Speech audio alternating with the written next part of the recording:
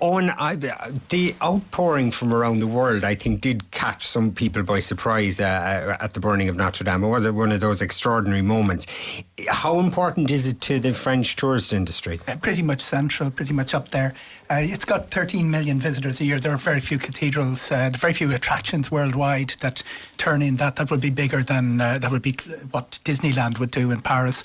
It would be well ahead of the Louvre, which is 8.7 million, which is the second biggest. And then you're down to 6 for the Eiffel Tower and way down to the Musée d'Orsay and the Pompidou Centre, about 3 million each. So it really is that the message from the statistics is that this is the first stop and it's a repeat visit for people who come as tourists to Paris. It's accessible, it's right, its architecture is very striking, very well known around the world. You can't miss the literary references. If you've never heard of Victor Hugo, you just look at The Simpsons and he's there, it's there. So what that means, it's also the location is that if you're going to see anything in Paris, you don't actually have to move out of that central. It's surrounded by all those little streets that are embedded in our culture by French literature, French movies, French songs, and that's what it means to tourists. It's also clear what it means to French people by just the coverage this week. I mean, the jubilation at the discovery that the cockerel on the spire had fallen on the right side of the flames and wasn't melted and wasn't destroyed as initially. It would be akin to a national victory, and the 5-year deadline for the Olympics, I think, sums up also Macron's read of this, that we're going to have a very, very proud France hosting the world in 2024. In terms of tourism, France has had a number of high-profile terrorist attacks. It's had the disturbances, the yellow vests every Saturday now for the last number of months. Has that been affecting Irish people travelling to France, do you think? Are people less inclined to go for their weekend to Paris? Not on the Irish. We're a very resilient market. We're actually famous for when an event happens, like a bomb goes off in Bali, for phoning the travel agents the following morning saying, are there any bargains? We are the people that swoop on places that have had trouble. There are more nervous markets. The long-haul markets, which are really important because they're very fast-growing and the sheer numbers of them, the Chinese, they tend to shy away if there's any smell of trouble. And this has really been bad in that the Gilets jaunes protests have been on primetime television around the world, and the Americans are notoriously nervous and jumpy. But you've got to just put this in context. This is the most visited country in the world. This is tourism central. It's just sitting atop of the pile that all the other countries, including Spain, Italy, the near contenders, want to be. So when they are talking about a tourism crisis, as they did in 2017, they were talking about being flat or declining by 0.51%. We have over 160 flights a week to France from Ireland. We have 77 to Paris alone every week. So, and that's just from Dublin, by the way. You'll also throw in Cork and Shannon and Belfast into that. So what that means is that we are in love with France. It's our second biggest outbound destination after Spain, and we have a beautiful new ship going from direct from Dublin Port into Cherbourg, the WB8, the Irish Ferries, which was unfortunately late last year. So all of that indicates our love affair with France isn't going to be affected by the publicity. Nicholas Kearns, are you one of those people one of those Irish people who has a love affair with France? Absolutely, and I don't think you could overestimate the importance in French cultural life of Notre Dame.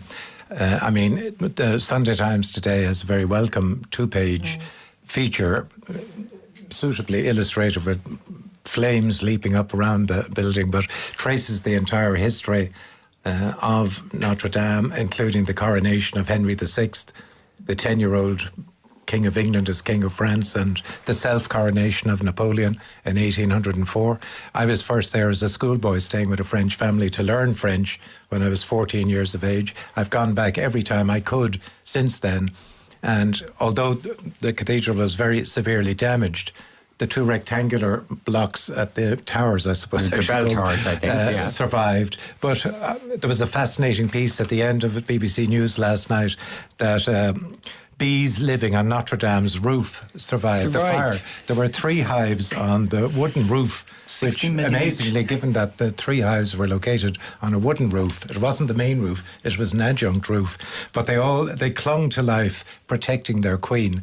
And they had a little piece on the news last night showing the beekeeper so proudly demonstrating the three hives that she saw. And bees apparently are a great augury for hope in the future. So yeah, and the French do love their symbols, don't they? Kieran Mulvey. Yeah, well, obviously, I think most of us have been to Notre Dame. We've been lucky enough to go to Paris. I've been there a few times because I did a lot of work in Paris in the 1980s with international organisations. But the French are going to do this. They'll do it with elan. They'll do it, as you said, Brendan, with controversy. The French elite, intellectual and political elite, will be taken up with this for the next 5 years till the Olympics. What we can be sure is it'll be reborn, it'll be rebuilt, and it'll be visited again by as many people. So I think I wouldn't have thought it the most attractive Gothic cathedral. I prefer Chartres or Rouen myself. Or listen to that. Oh, listen. Well, my view here is that, as Eoghan has said, it's a major symbol in France, and France will ensure its rebirth. Yeah, Grania? Yeah, no, I was just amazed at, the things that survived when we were watching the burning, and loads of people just texting saying, did you see? It was a bit like, the towers. It was like that moment where everybody was saying, are you watching it? This is happening live. But the stained glass windows, there were temperatures of 9,000 degrees, like mad temperatures, and the stained glass windows survived. So there is something about it becoming now a symbol of the endurable La France, and I think they will rebuild it and it will be beautiful. Whether they go for the traditional or maybe some new architects getting a chance to do something a little bit different, they will discuss that till the end of time. Yeah, because they reimagined the Louvre a bit recently, didn't they? And is this a huge bailout owned for Macron now? And he goes, look, let's look over here for the next few years. Well, it looked like that initially. George Bush and Margaret Thatcher had to rely on a war to get them re-elected when they were both in trouble.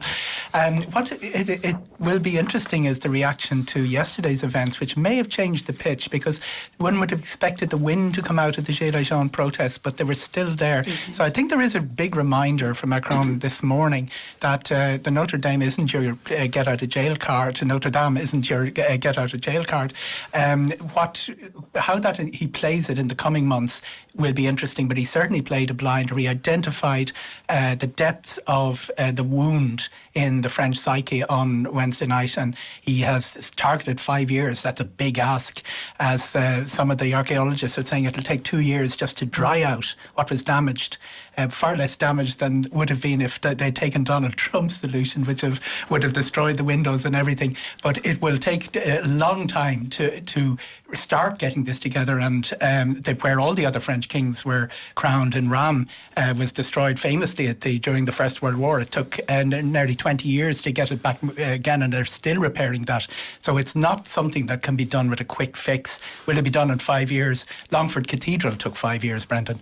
Alice Leahy, do you stand with the protesters yesterday? Do you think there's an element of let them eat cake to all these guys who can pull out a checkbook to fix Notre Dame and who aren't giving this money to the homeless of Paris and the destitute? I suppose maybe people would expect me to say, yes, I agree with that. But I suppose the one thing, if it's coming from the wealthy, it's not coming from the public purse.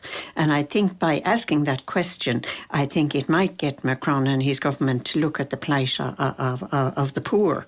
And I suppose I never visited that cathedral. I visited others. But last night, reading Frank MacDonald's article, he had been there that morning, and I could find myself holding his hand, walking along with them. And then Eno Doherty on the Indo had another article that probably looked at the intellectual arguments. But isn't it interesting? Here we are on Easter Sunday morning on our national radio discussing something in France. Because I do think, this sounds daft altogether, but I do think there is some kind of a mystery about how was the cockerel saved and how were other things saved. I think there are deeper questions, and I don't know how you capture that without coming across as being slightly mad. I don't think you're wrong at all.